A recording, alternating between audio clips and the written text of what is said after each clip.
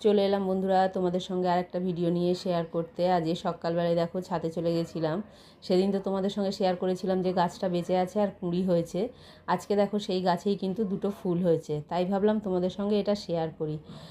এত সুন্দর লাগছিল ফুল দুটো যে মানে কি বলবো, তোমাদের সঙ্গে শেয়ার না করে আর থাকতে পারলাম না। তারপরে দেখো আজকে কিন্তু আমাদের এদিকে একদম মানে মেঘাচ্ছন্ন আকাশ, আর এই ব্রিজটা দেখে কে কে চিনতে পারছো অবশ্যই কিন্তু আমায় কমেন্টে জানিও এটা কোন ব্রিজ।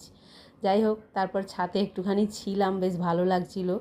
তারপরে চলে এলাম, আসার পরে দেখো যাও চলে যাচ্ছে ওই যে নিচে। যা চলে যাওয়ার পরে কিন্তু ভাত বসিয়ে দিয়েছিলাম, কারণ যাকে বললাম থাকতে যা কিন্তু আজকে থাকলো না।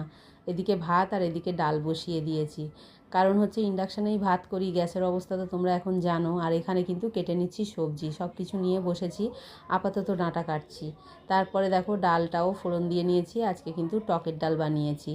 আমচুর করে রেখেছি, সেই আমচুর দিয়ে কিন্তু টকের ডাল। আর এইখানে দেখো গিমে শাক ভেজেছি কিন্তু আমি বেগুন দিয়ে। এই ভাজাটা খেতে না বেশ ভালোই লাগে। আর করেছি পোস্ত। আর নিরামিষের দিনে তো কী রান্না করব করব না করে চিন্তা করে করে পোস্তটাই কিন্তু হলো। আর পোস্তটা নিরামিষের দিনে কিন্তু খেতে বেশ ভালোই লাগে। আর এইখানে দেখো ডাঁটা কেটে রেখেছি, ভাবছি যে কী করব, একটু হয়তো বড়ি দিয়ে আলু দিয়ে করব না শুধু ডাঁটাটাই করব, বুঝতে পারছি না। আর এখানে দেখো ডাল, যেহেতু টকের ডাল করেছি তার সঙ্গে একটু আলু ভাজা করব, তাই জন্যে আলুটা কেটে নুন হলুদ মেখে রেখেছি, এটা কিন্তু এখনও হয়নি। তারপরেই দেখো সবাই খেতে বসে গেছি, আর এই যে আমার মা খেতে দিচ্ছে আমাকে। আর এই যে মহারাজ খাচ্ছেন আর টিভি দেখছেন। ওনার এই থালাটা কিন্তু খুব পছন্দ, আমাদের বাড়িতে আসলে কিন্তু এই থালাটাতেই খান। আর সত্যি কথা বলতে কি, কেউ যদি বেড়ে খেতে দেয় আমার খুব ভালো লাগে। তারপরেই দেখো রাতের রান্নাটা বসিয়ে দিয়েছি। মানে আমার মাও চলে গেছে সন্ধেবেলা, আমার দিদির মেয়ে ওটা।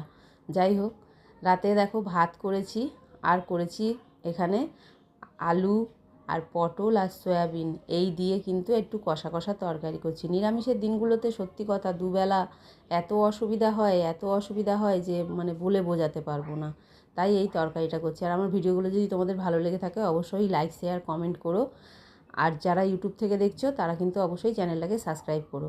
আর দেখো দুপুরবেলার রয়েছে এক বাটি পোস্ত। পোস্ত থাকলে যদিও নিরামিষে অনেকটাই খাওয়া দাওয়া হয়ে যায়, কিন্তু ডাল নেই, তাই জন্য কিন্তু ওই আলু পটল সয়াবিন দিয়ে একটু তরকারি করছি। আর সয়াবিনটা কিন্তু আমাদের বাড়ির সবাই খেতে খুব ভালোবাসে, তাই জন্য ওইটা করছি। আর দেখো দুপুরবেলার রয়েছে অল্প একটু ডাঁটার তরকারি। শেষমেশ ডাঁটাটা কিন্তু আমি আলু দিয়ে টমেটো দিয়ে বড়ি দিয়ে একটু চচ্চড়ি মানে ডাঁটা চচ্চড়ি মতো করেছিলাম। আর সঙ্গে রয়েছে দুধ।